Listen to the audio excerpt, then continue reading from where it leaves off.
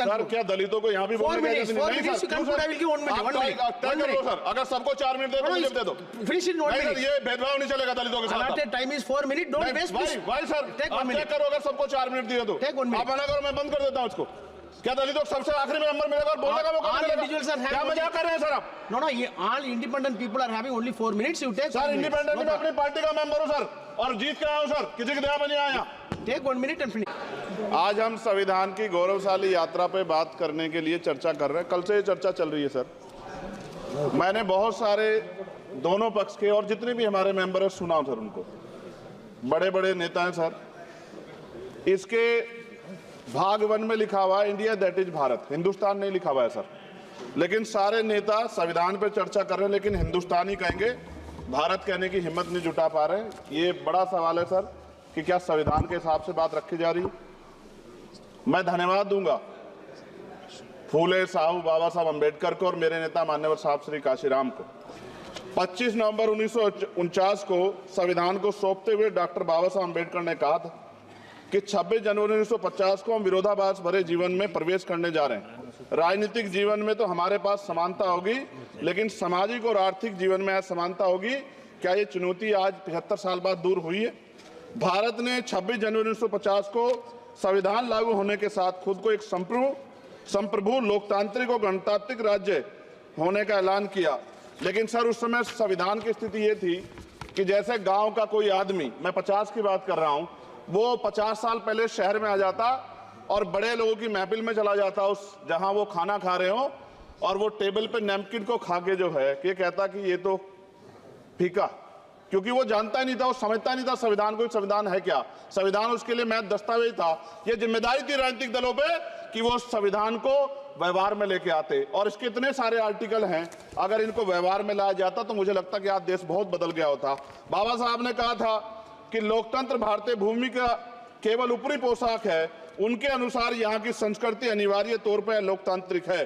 भारत जैसे गरीब और गैर बराबरी वाले देश में संविधान के जरिए छुआछूत खत्म करना, वंचितों के लिए सकारात्मक उपाय करना, सभी वयस्कों के लिए मतदान का अधिकार देना और सबके लिए सम्मान अधिकार तय करना, ये बहुत बड़ी उपलब्धि थी सर। ये संविधान है कि आप वहां बैठे हैं और मैं यहाँ खड़ा होकर अपनी बात रख रहा हूँ, और इस देश में आदिवासी महिला के तौर पे जो है राष्ट्रपति बनी है, और प्राइम मिनिस्टर तो नहीं बना, लेकिन शेड्यूल कास्ट के बड़े नेताओं को भी जो है राष्ट्रपति बनने का मौका मिला। इस संविधान की देन, अगर वोट हम पे नहीं होता तो शायद अमीर और जो राजा महाराजा खुद को मानते हैं हमारी गलियों तक नहीं आ पाते, हमारे हाल नहीं जान पाते। आजादी का मतलब सर सिर्फ अधिकार पाना भर नहीं है, इसके लिए हमारे संविधान में सरकार और नागरिकों के अधिकारों के साथ साथ उनके कर्तव्यों का विस्तार से उल्लेख किया गया है। बाबा साहब ने संविधान सभा में दिए गए भाषण में कहा था कि स्वतंत्रता आनंद का विषय है, पर अब हमें अपनी जिम्मेदारियों पर भी ध्यान देना होगा। संविधान ने सुनिश्चित किया कि रानी के पेट से राजा जन्म मिलेगा, वोट से नेता तैयार होगा। आर्थिक बराबरी के लिए सरकार क्या कर रही है? गरीब और गरीब हो रहा है और अमीर हो रहा है। सुबह उठते कहीं बम की धमकी मिलती, कहीं दंगे की। ये अमृत काल है सर, यह धमकी काल है। कितना बढ़ रहा है आर्टिकल 15 सर। भारत में आज भी घोड़ी चढ़ने बैठते होती है सर। क्या दलितों को यहाँ भी बोलने की इजाजत नहीं? सर अगर सबको 4 मिनट दे दो ये भेदभाव नहीं चलेगा दलितों के साथ। Time is 4 minute, don't waste. भाई सर आप चेक करो, अगर सबको 4 मिनट दिए तो आप मना करो, मैं बंद कर देता हूँ इसको। क्या दलितों को सबसे आखिरी में नंबर मिलेगा और बोलने का मौका मिलेगा? क्या मजाक कर रहे हैं सर आप? नो ये all independent people are having only 4 minutes. You take sir independent में अपनी पार्टी का मेंबर हूं सर और जीत के आया हूं सर, किसी की दया में नहीं आया। Take 1 minute and finish. Sir कल भी बोले एक दलीय पार्टी के लोग, आप मौका दो सर। मूछे रखने पर हत्या होती है, महिलाओं पे, छोटे मासूम बच्चों पर रेप हिंसा होती है। एनसीआरबी का डाटा देकर डर लगेगा। यही 1 किलोमीटर में संविधान को जलाया गया, और महाराष्ट्र के परभनी में अभी भी संविधान को नष्ट किया गया, उसकी कॉपी को।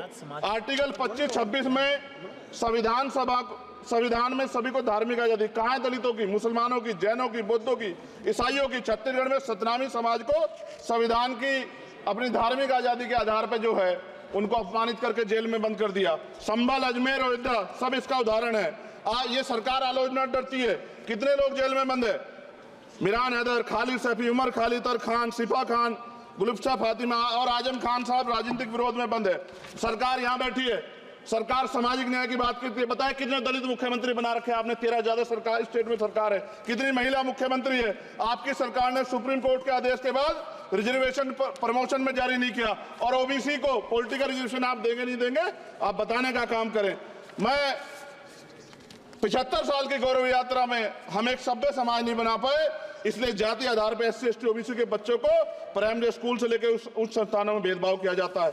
सरकार निरंकुश हो गई, कोई बुलडोजर से कार्रवाई करता है। कल मंत्री जी ने कहा हमने राष्ट्रीय पिछड़ा वर्ग आयोग बनाया, 69 शिक्षक भर्ती में उसकी सिफारिशों को नहीं माना। EWS के जरिए आपने संविधान पे आरक्षण के प्रावधान पे हमला किया। 1 मिनट में खत्म कर रहा हूं sir.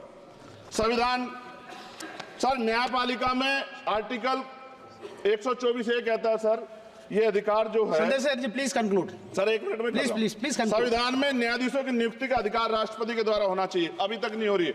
All India judicial service commission कब बनेगा? क्या चंद परिवार ही सर जज बन सकते हैं? और आज हम सर, मैं सरकार से सवाल पूछना चाहता हूं सर, सेवाओं में SC ST OBC वर्ग का कितना प्रतिनिधित्व है? भारत सरकार के मंत्रालयों के अधीन PSU में बैंकों, बीमा कंपनियों में और स्वच्छता संस्थानों में आउटसोर्स तथा कॉन्ट्रैक्ट पर वर्तमान कार्यरत कर्मचारी कुल कितनी संख्या है? आउटसोर्स और कॉन्ट्रैक्ट में कार्यबल SC ST OBC कितना प्रतिशत है? निजी क्षेत्रों में कार्यरत कर्मचारी उनके SC ST OBC की वर्ग लाभ। सर खत्म कर, लास्ट पॉइंट सर मैं फिर स्पष्ट तौर पर कह रहा हूं सर, यहां बैठे SC और OBC के मेंबर से कह रहा हूं सर, उनको सामाजिक जिम्मेदारी का ध्यान भी रखना चाहिए। पार्टी के प्रति वफादारी के साथ साथ अपने वर्गों के प्रति ईमानदारी भी रखनी चाहिए। ईमानदारी नहीं होगी तो इन वर्गों का भला नहीं हो सकता, और हमें बहुत सरकारों से उम्मीद नहीं है। बहुत बहुत धन्यवाद सर। Thank you.